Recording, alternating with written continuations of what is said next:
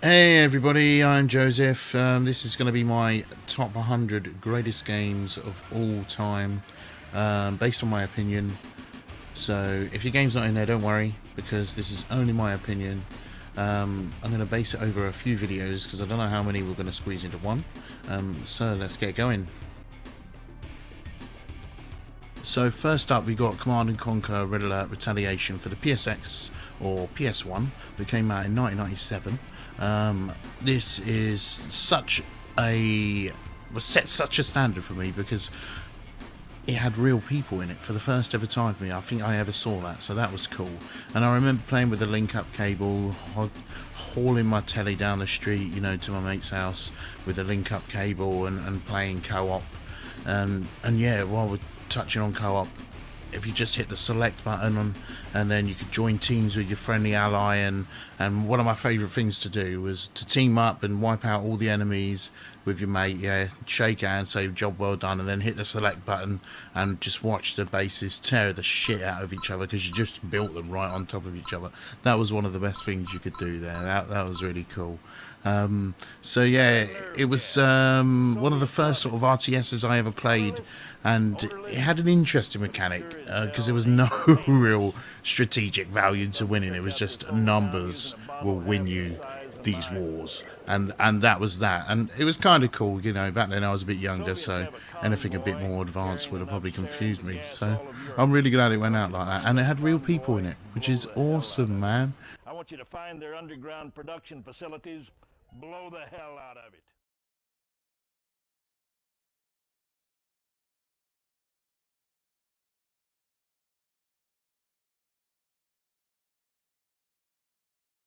Total Carnage!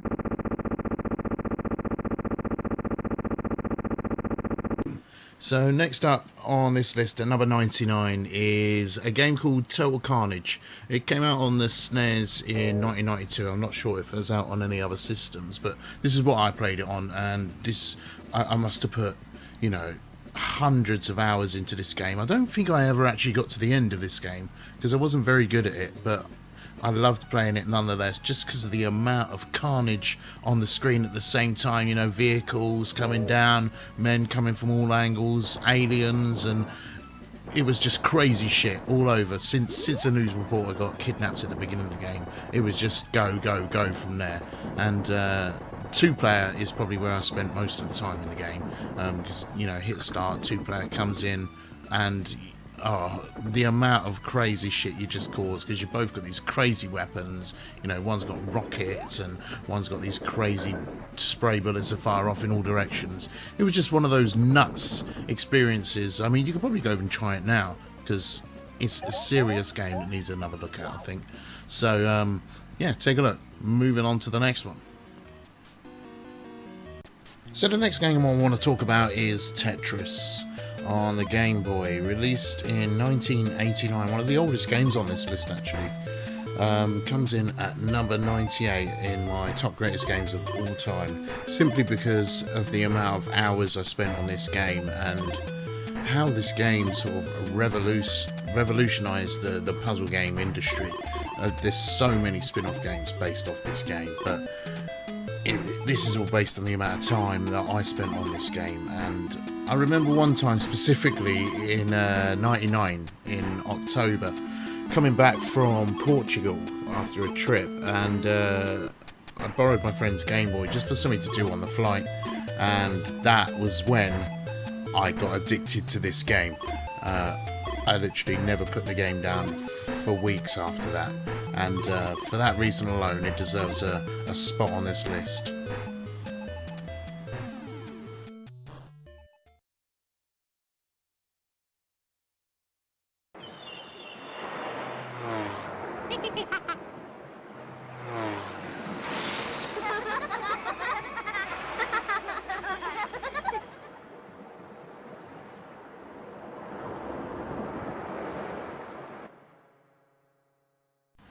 So the next game I want to talk about is Diddy Kong Racing on the N64. This also came out in 1997, and I think that was a good year for games, let's just say that.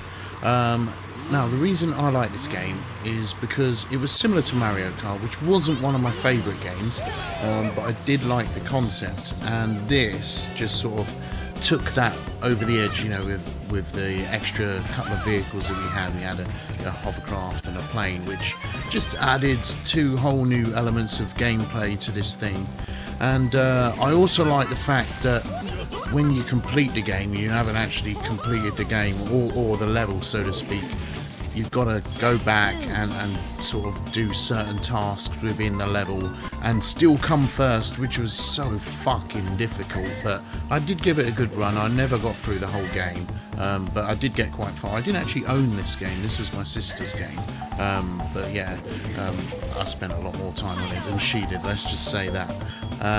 And I think it did the 4-player co-op split screen. I'm not sure. I know it did at least 2 players, so we had a lot of fun playing it together. And the weapons in there, they were just cool. I just found it a whole lot more better than playing Mario Kart on that same system. So yeah, moving on. So next up on my list, I'm proud to say we have our first Star Wars game. And spoiler alert, not our last Star Wars game on this list.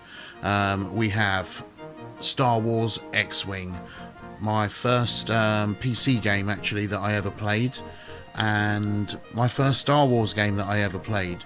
Now, the reason I love this game so much is because I had never seen those rolling credits on anything but, you know, the big screen on the Star Wars movie. But to see it in a computer game, that gave me a digital boner. And that is that.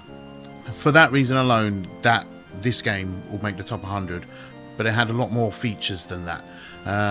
The first of many was the fact that you could go inside these rebellion ships and jump on your little X-Wing, fly out the little door, and then start shooting shit in space.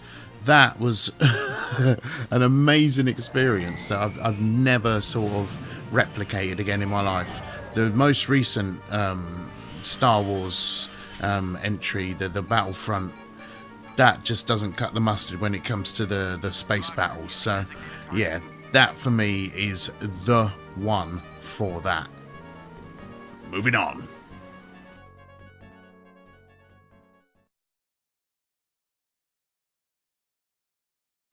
So next up, we've got Two Crude Dudes. They came out on the Mega Drive in 1991. And this game was fucking hard from what I remember. I never finished this game. I tried and tried and tried and tried. It's a little bit like Streets of Rage. But Streets of Rage was easy. This thing, oh my goodness. I just could not get past the first few levels. Once I got a few levels in, that was it. Those fucking monkey things from like the second or third level, they just rinsed my health out on that backwards travelator every fucking time. So that's what happened to me in that game. But it didn't stop me from trying. It really didn't. I loved the concept. 2016 AD, the world's gone to shit. 20 years from then, you're these two dudes who just go around fucking people up. That is what gameplay should be all about. Anyway, next game.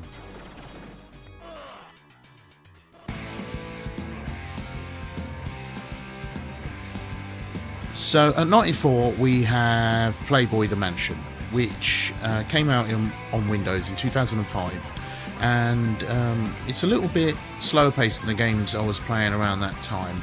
It's a lot like The Sims in terms of the conversations you have with people and the things you do around the house, except you don't really make anybody. You play as Hugh Hefner, which is quite cool because he's quite a cool character. And I don't think there is any building, but I think there is item placement in it. But what struck me the most was tits. There is a lot of nudity in this game, which was probably one of the main reasons I played it at the time. Not going to lie about that. But let's talk about some of the features of the game anyway. So you did these like centerfolds and model shoots. proper wank material that you used to have to go through on these like little mini missions. That was sort of the bulk of the game. It got quite monotonous towards the end, but it was quite fun to do. And it had loads of famous faces in it as well. Jose Canseco, who I only know because of this game, was in this game. I can't remember who else actually, but there was a few famous faces that used to come round to the mansion and come to your parties and stuff. So it was a really good game to sort of get into if you like The Sims and you like tits.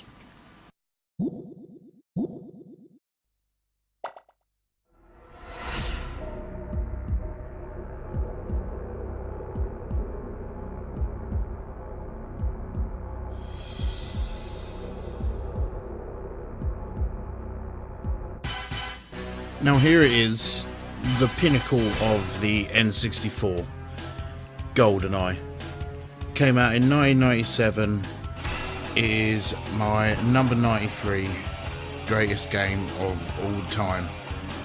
And the reason why is 4-player split screen, golden gun, sick levels, James fucking Bond. Those 4 reasons make this a great game.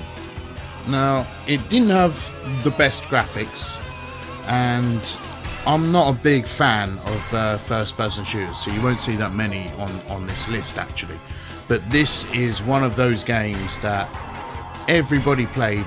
It's got a massive following still today, and do you know what? If someone said, I'm going to bring my N64 around yours and I've got GoldenEye and we're going to play it, I would play the fucking shit out of that. Probably die because I'm not very good at that game, but I enjoyed it nonetheless because it's fucking awesome.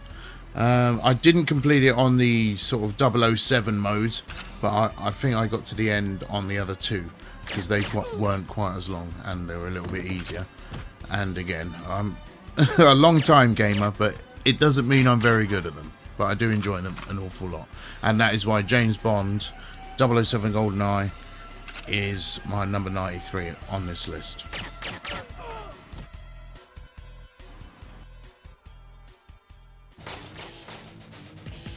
So the last one we're going to have time for in this video, number 92, is WCW versus NWO Nitro. And that came out on the N64 in 1998. This was a different kind of wrestling game. I think I'd only played sort of WWE Warzone and WWE In Your House on the PlayStation 1 at the time. So this was like a breath of fresh air. It was WCW and it was awesome because fucking Goldberg was in it. And in this game, you could literally pin someone in like 10 seconds. There was a glitch in the game. If you just ran at them with Goldberg, from the corner to their corner, clothesline, pin, then they couldn't kick out of it for some reason. I don't know why. It must have been some glitch, but it was a good Goldberg glitch. Goldberg. Anyway, there was some actual light customization in this game. You could change the name of like one of the wrestlers. I think I made a Joe Berg once. Just changed his trousers to like one purple, one black leg. I think that's how it was actually. He was hard, old Joe Berg. Fucking, I'd get that out and I'd play that again now actually, just so I could pin someone in 10 seconds, turn it off, put it back in the cupboard for it to collect dust again. But it is worth another play, I think, and that's why it's number 92 on this list, and the last one actually. So thanks for watching this first video, and stay tuned because I'm going to do a couple more videos hopefully this week of the following numbers, and we'll get down to number 1 eventually. With your help, we'll get there. I'll see you next time.